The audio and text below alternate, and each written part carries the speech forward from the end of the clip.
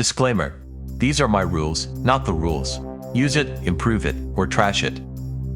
Tip 7. Track the progress. How to stay motivated. How to be sure you're on the right path. Is my music sounding better?